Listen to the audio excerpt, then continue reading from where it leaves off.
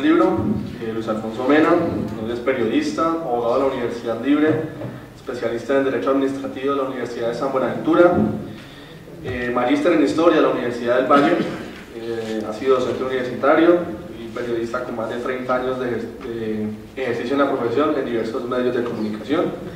Nos hablará sobre los vericuetos de la escritura histórica a propósito de la obra de José María Melo, el Rebelde General de los Artesanos y otros ensayos históricos. Queridas amigas y amigos, gracias por acompañarnos esta tarde.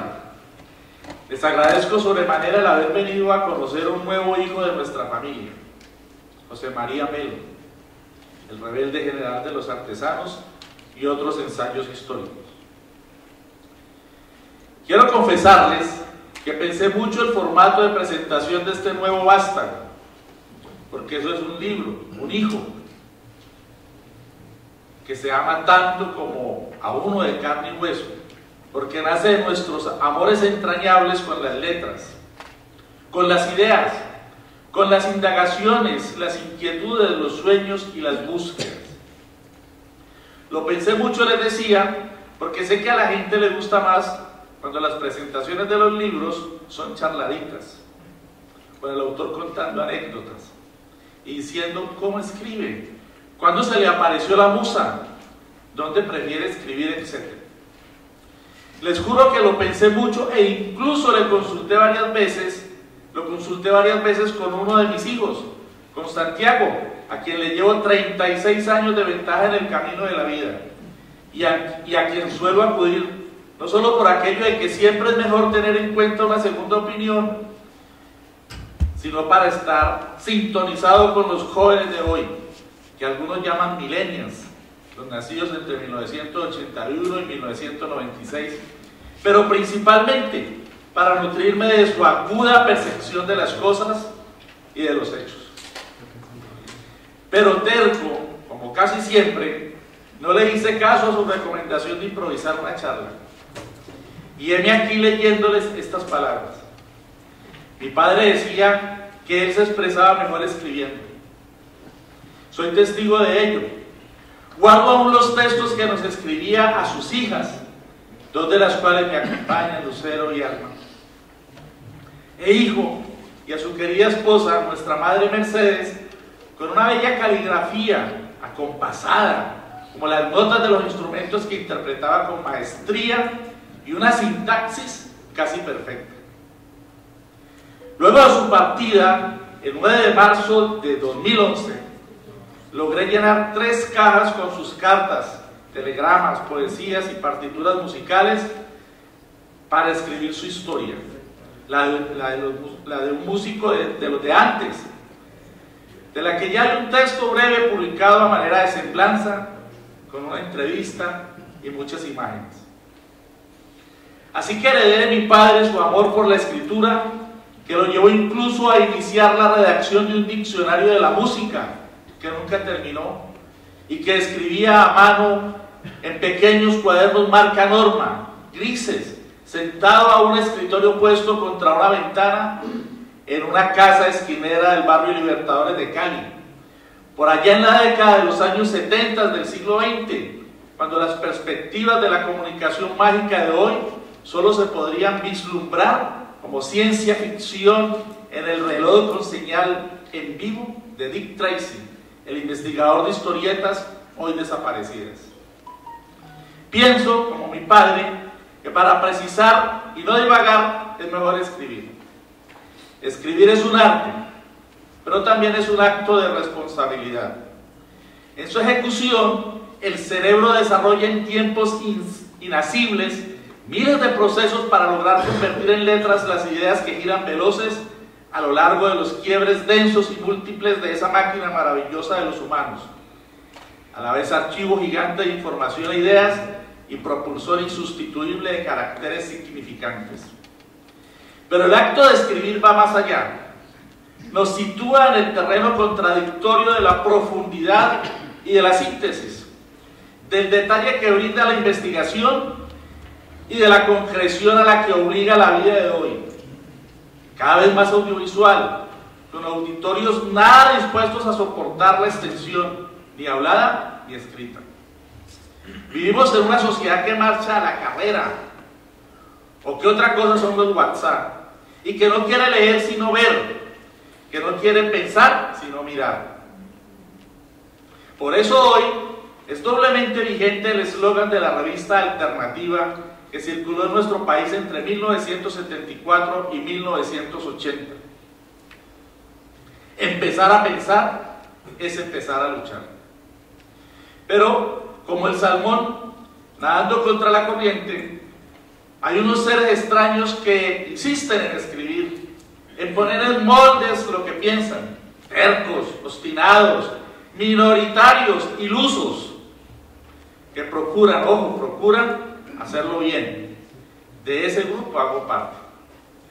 Generalmente cuando no se investiga se divaga, se especula, se miente, pero generalmente también cuando se investiga se puede concretar. La capacidad de síntesis florece, porque las puertas de salida se multiplican. Hay por dónde concluir, escribir el punto final. Cuando no se investiga, ese punto final se vuelve un imposible. Damos largas a la falsedad, no hay por dónde salir y nos toca pelear la puerta única de la estrechez del conocimiento. Dicho lo anterior, hagamos un rápido recorrido por nuestro libro. Primera línea de lectura, 2 géneros académicos.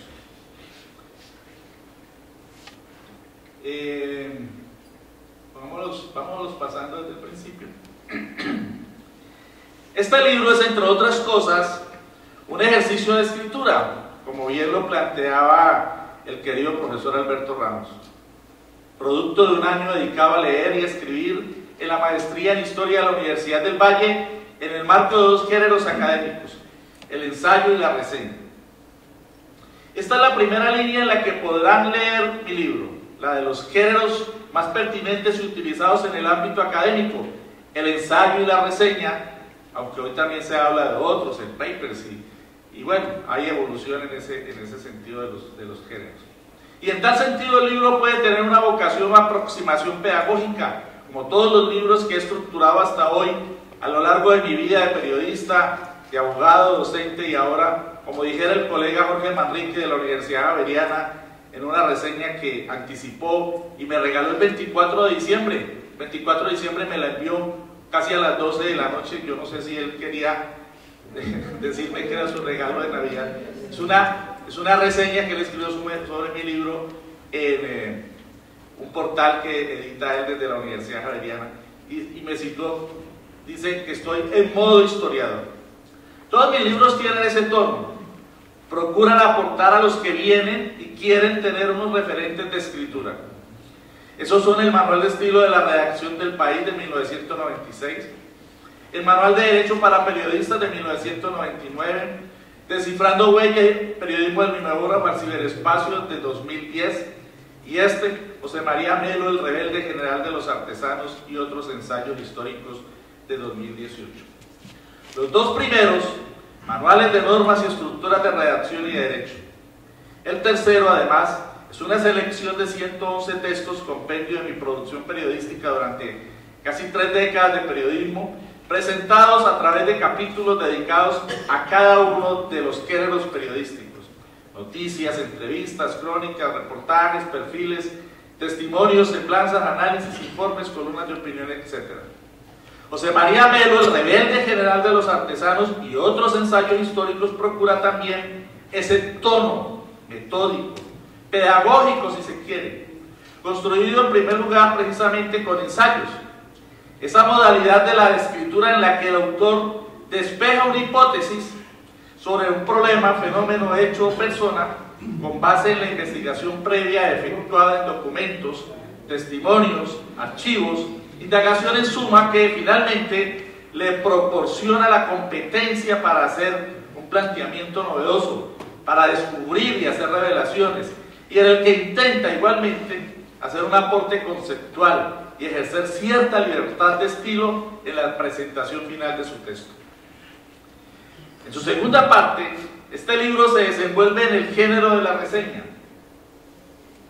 Otro molde indispensable en el ejercicio académico que recorre y sintetiza de manera cronológica o crítica, según se decía por parte del autor, otros libros, documentos o alocuciones de múltiples disciplinas y procedencias, con miras a resumirlos, simplificarlos, molerlos, diríamos en términos coloquiales, con el fin de brindarles herramientas a los lectores para su más fácil comprensión y estudio, y para asimismo ser usados en textos de mayor calado, como las tesis de maestrías y doctorados. Segunda línea de lectura: divulgar para la sociedad. Como dije más arriba, José María Melo, el rebelde general de los artesanos y otros ensayos históricos, es una selección de mi trabajo en la maestría en Historia de la Universidad del Valle.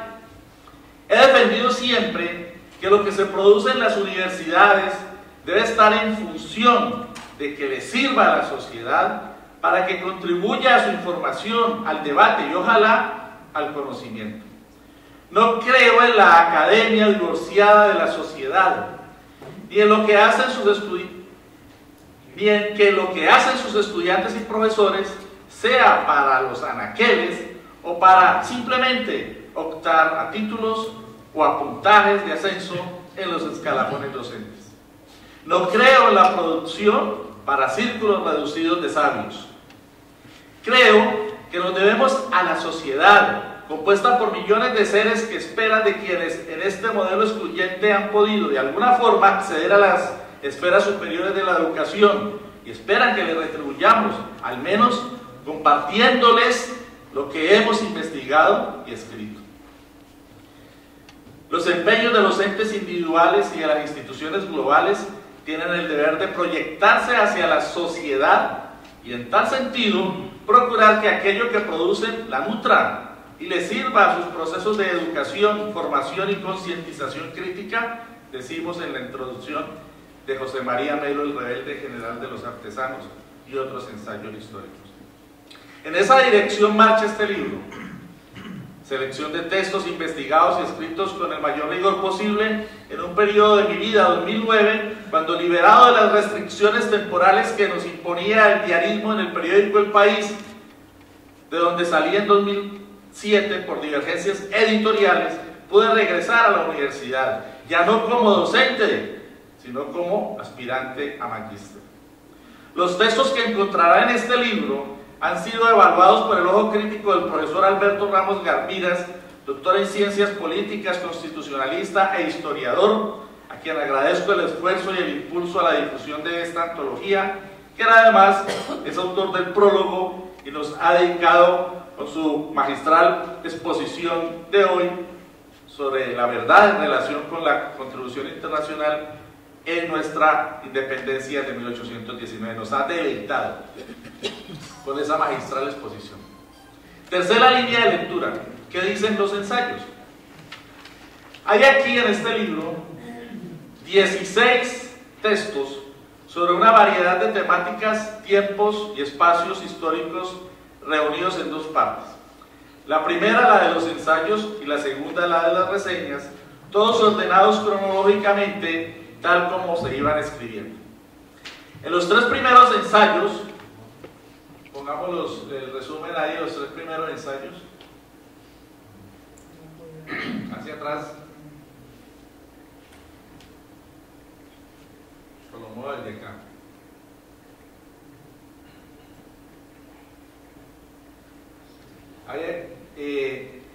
Estas son unas diapositivas en las que, primero, segundo y tercero, les presento un resumen de cada uno de esos textos. En los tres primeros ensayos hay un tono y un interés claros de trabajar la redacción entre la historia, la relación entre la historia y el periodismo, entre el texto comunicacional y el documento intemporal, para mostrar el nutrimento constante de las dos disciplinas. En tanto que el ensayo cuarto y el sexto hacen referencia a dos personalidades históricas de extraordinaria importancia. De un lado, Bartolomé de las Casas y su lucha como adelantado a su época en defensa de los esclavizados en la llamada época de la colonia.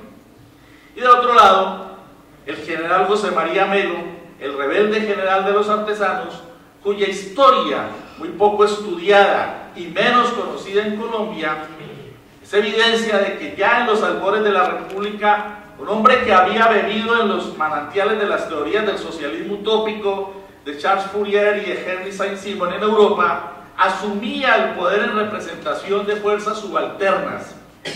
Un hecho inédito en el discurrir de nuestra patria, que no pudo fructificar sino unos pocos meses, entre el 17 de abril de 1854 y el 4 de diciembre del mismo año, porque el embate de las fuerzas retardatarias de la época, que prolongan sus tentáculos hasta hoy, lo impidió con el empleo de la violencia. En el fondo del fenómeno que significó José María Melo, se encontraba la lucha entre los de abajo, carpinteros, sastres, zapateros, alfareros y la clase empresarial importadora en emergencia, que pugnaba por mantener sus privilegios en detrimento del artesanado, trayéndolo todo del exterior y arruinando a los productores nacionales. En términos políticos, la pugna se expresó entre los liberales gólgotas y los draconianos, como muy bien lo explicó el profesor Alberto Ramos, lucha que a la postre ganaron los primeros, aliados de los ejércitos conservadores de la época. Ejércitos que tardaron casi 8 meses en agruparse para finalmente dar al traste con este que podría considerarse el primer proyecto de gobierno popular en nuestro territorio.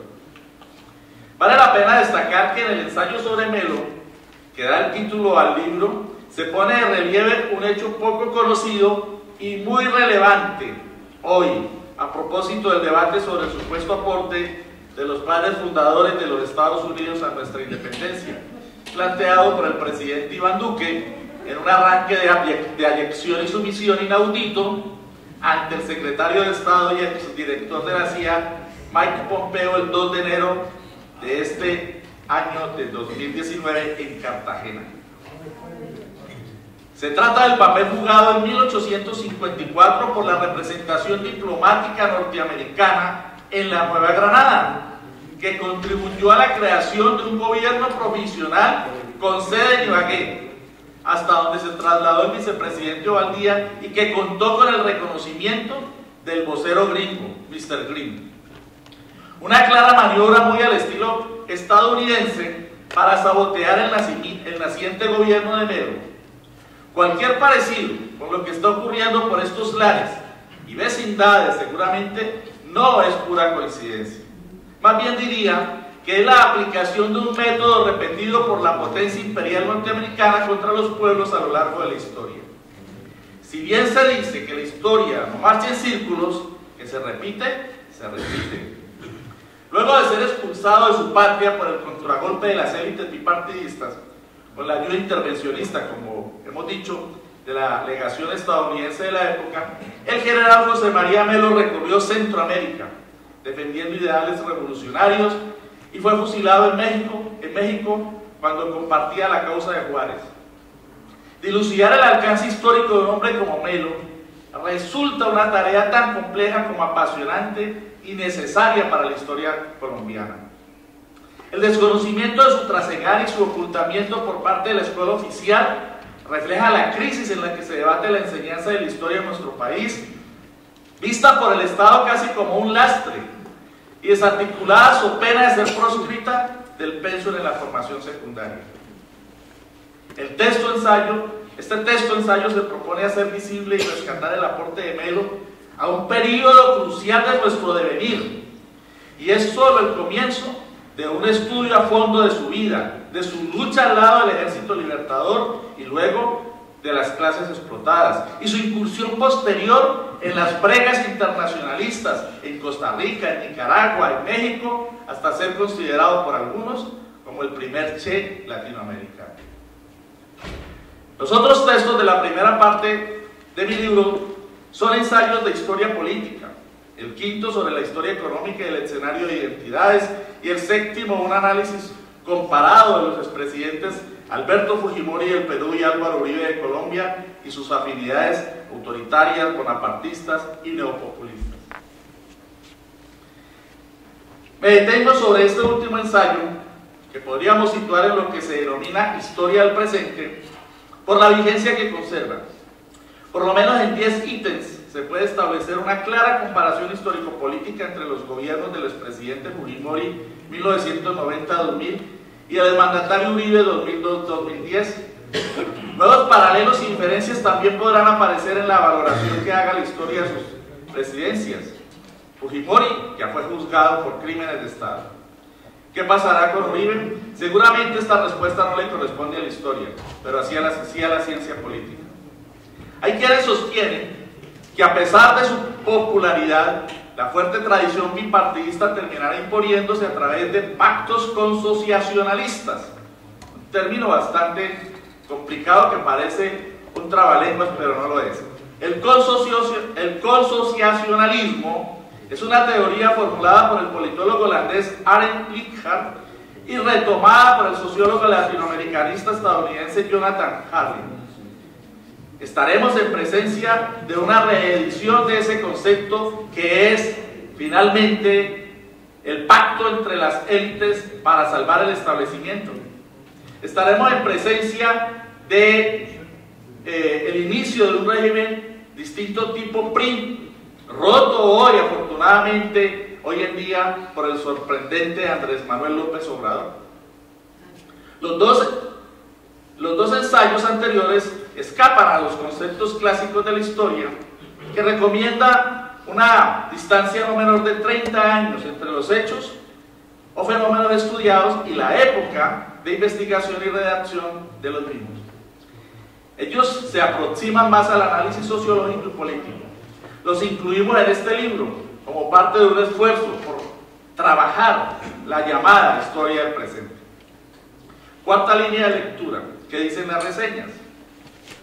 La segunda parte de esta selección, que es nuestro libro, incluye una serie de reseñas de libros invaluables para la historiografía cultural y política, que van desde La colonia, de Álvaro Delgado, hasta Lo que el viento se llevó, los partidos políticos de la democracia en Colombia, 1958-2002, de Francisco Gutiérrez Sanín, pasando por La prensa en Colombia, cómo informa de quién es, a quién le sirve, de Gabriel Fornegra, La formación de la clase obrera en Inglaterra, de Edward Palmer Thompson, El Mediterráneo del mundo mediterráneo en la época de Felipe II, de Fernand Braudel, La democracia inconclusa, historia de la soberanía del pueblo en Francia, de Pierre Rosanvallon, El queso y los gusanos, el cosmos según un molinero del siglo XVI, de Carlos Ginzburg, y Contra y más allá del capital, de John Holloway, además de un recorrido por formas de historia cultural de Peter Brook. Destaco aquí de manera especial la reseña sobre La colonia de Álvaro Delgado, un libro muy ligado a nuestra historia personal, a nuestra formación juvenil, en la que planteamos cómo el autor hace una documentada descripción de la época llena de información y análisis. El cúmulo de elementos de interpretación congregados en el libro le proporciona valor para ser traído al plano presente, con el fin de que la nueva generación de la comunidad de historiadores lo tenga en cuenta y no relegado, como ocurre hoy en día. Lo digo por la experiencia que viví al trabajar ese libro de nuevo después de muchos años en la Universidad del Valle. El otro texto que quiero destacar es La formación de la clase obrera en Inglaterra, del gran historiador marxista británico Edward Palmer Thompson, libro en el que se plantean tres asuntos clave. Primero, el de la conciencia de clase. Segundo, los componentes de la formación de la clase. Y tercero, el rol jugado por la experiencia de la clase. Se trata de un libro de enorme relieve desde el punto de vista del método de construcción del relato histórico, pues el autor se apoyó en unos arquitectos muy particulares, diferentes a los tradicionales: los braceros, los artesanos, los tejedores, los tundidores, los calceteros, los obreros, lo cual le permitió romper con la narración lineal de la historia y cuestionar las ortodoxias de la época. Para Epi Thompson, los de abajo no solo fueron un referente en el estudio de la historia económica, sino que le ayudaron a levantar piso por piso su portentoso edificio discursivo, y en tal sentido el libro constituye Una referencia no solo conceptual, sino metodológica para la investigación histórica contemporánea, en el diseño y consulta de las fuentes y en su manera de redacción como fundamento en el testimonio de las clases, con fundamento en el testimonio de las clases de abajo, las clases subalternas. No quiero dejar pasar por alto la reseña de una obra monumental, el libro El Mediterráneo y el Mundo Mediterráneo en la época de Felipe II de Fernán Braudel.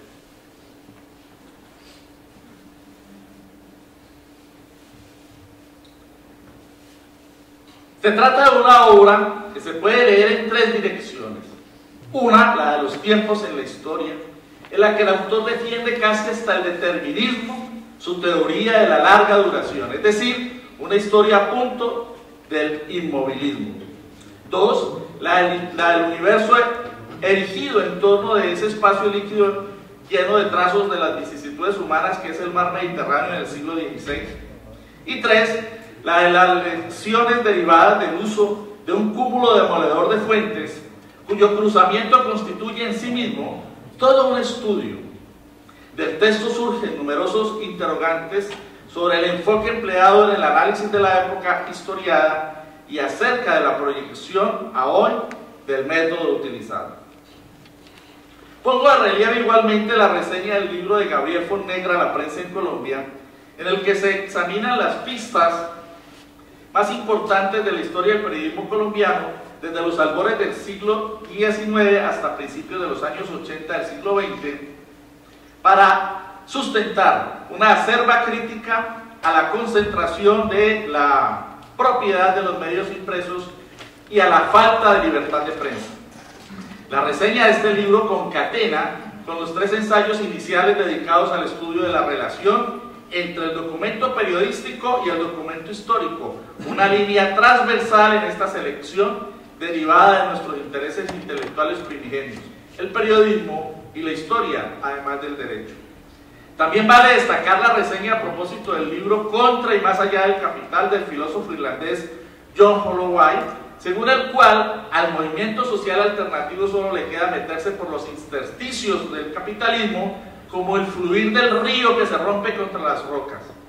Para él, entre más fuerte es el impulso revolucionario, más débil se volverá el capital. Este es un texto pertinente para la coyuntura política latinoamericana, que tiene su referente más destacado en Cambiar el mundo sin tomar el poder, otro texto de Holloway.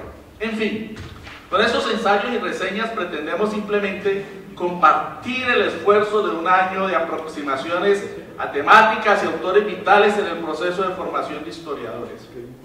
Ya volveremos luego de esta compilación con el producto final de toda la maestría en la Universidad del Valle 2010, la historia de la revista alternativa, que constituyó un hito en el devenir del periodismo colombiano, especialmente en el de la historia, en el de la izquierda nacional. Un libro que se encuentra listo y en busca de editorial o impresor.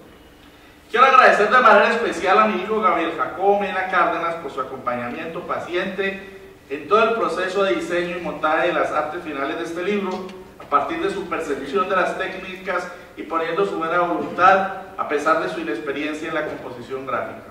Loable esfuerzo en el que también Santiago José y Luis Alfonso Jr., mis otros dos hijos, lo mismo que Ana Susan, mi esposa, pusieron su granito de arena. Asimismo, agradezco el acompañamiento del historiador y catedrático Álvaro Hernán Sierra, quien animó con persistencia la materialización de este libro. Mi gratitud asimismo para Elber Muñoz, el impresor, por su colaboración para con el autor y su paciencia en el recaudo de los costos de la impresión, pues entiende que en la Colombia de hoy a muchos autores nos toca replicar y andar la procesión, fungir también como editores y financiar la conversión de nuestros proyectos en libros. Igualmente, mis agradecimientos al Banco de la República, sede de Cali, por su colaboración al facilitarnos este auditorio, de manera especial a Olga Euse, compañera en la maestría en Historia de la Universidad del Valle, por su diligente ayuda en esta entidad. Espero haber cumplido con el objetivo de explicarles la importancia de la función que nos hemos impuesto de escribir como mecanismo y método para ayudar a dejar inmerso en letras lo investigado. un ejercicio de sistematización reunido en el formato libro, porque seguimos creyendo que este jamás desaparecerá, ni será definitivamente reemplazado por una nube. Espero haber cumplido también con explicar el contenido, el contexto y el continente de mi libro. Ahora, los y las invito a leerlo. Muchas gracias.